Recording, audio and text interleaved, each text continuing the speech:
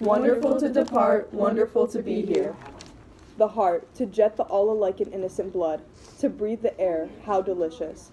To speak, to walk, to see something by the hand, to prepare for sleep, for bed, to look on my rose-colored flesh, to be conscious of my body, so satisfied, so large, to be this incredible, God I am, to have gone forth among other gods, these men and women I love.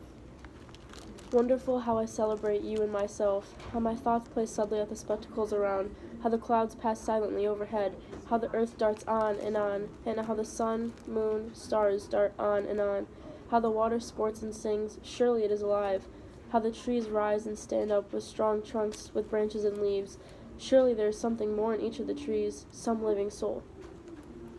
O amazement of things, even the last particle, O spiritually of things, O strain musical flowing through ages and continents, now reaching me and America. I take your strong chords, intersperse them, and cheerfully pass them forward. I too carol the sun, ushered or at noon, or as now setting. I too throb to the brain and the beauty of the earth and all of the growths of the earth. I too have felt the restless call of myself. As I steamed down the Mississippi, as I wandered over the prairies, as I have lived, as I have looked through my windows, my eyes, as I have forth in the morning, as I beheld the light breaking in the east, as I bathed on the beach of the eastern sea, and again on the beach of the western sea, as I roamed the streets of inland Chicago, whatever streets I have roamed, or cities, or silent woods, or even amid the sight of war, wherever I have been, I have charged myself with contentment and triumph.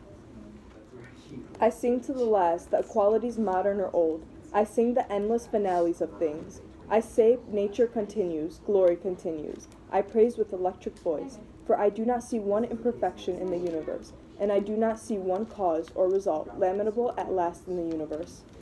O setting sun, though the time has come, I still warble under you, if none else does, unmitigated adoration. In the poem Song at Sunset by Walt Whitman is trying to explain his thankfulness for the way of life and nature, and that it's better to learn from experience than throughout text and second-hand sources. In the first stanza that we picked out from the text, the speaker is showing his thankfulness for life and for living. A quote that we picked out reads, "To be this incredible God I am." This allusion from the speaker signifies that Earth is allowing him to be the most powerful being living on it. In the second stanza, the speaker is thankful for nature. He reads, "Wonderful how I celebrate you and myself." He is grateful for the pleasure Earth gives him, and therefore he gives back to the Earth to give thanks for his gratitude. In the third stanza, he's trying to give back to life and being grateful for what he's receiving from it. In the fourth stanza, he explains the power of Earth and how it manages to function when it can destroy itself and others on it from its great divine. In the fifth stanza, the speaker shows how he's an adventurer. He ventures for experience to see Earth's beauty for himself. He's happy where he is and where he stands. In the sixth stanza, the speaker disregards the negatives that people try to find in the world and allows his mindset to find the positives and the glory in the world. Stanza 7, reads, "O setting sun, though the time has come, I still warble under you, if none else does." We connected the O setting sun through the time has come to darkness, and which connects to darkness or relates to darkness is death. And we believe that this stanza explained how even when the speaker dies, he'll be giving back to the earth with his body, grateful for what the beauty earth gave him when he was living. We believe that Walt Whitman is a better poet than Emily Dickinson because Walt Whitman looks at the bigger view of life. His poems explain not only one thing that he sees in the beauty of earth, but many to relate back to it. Each stanza that Walt Whitman created was different and unique in its own way.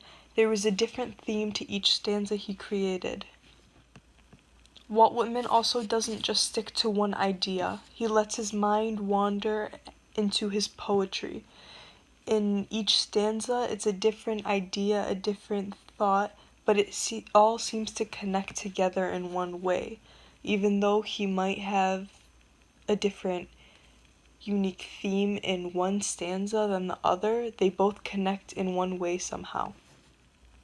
In this poem specifically, he brings in a bunch of examples of how great Earth and the way of life has brought to him by putting in different ideas and themes into each one of his stanzas, but creating this overall theme, how wonderful and amazing and beautiful Earth really is, and the way of life really is.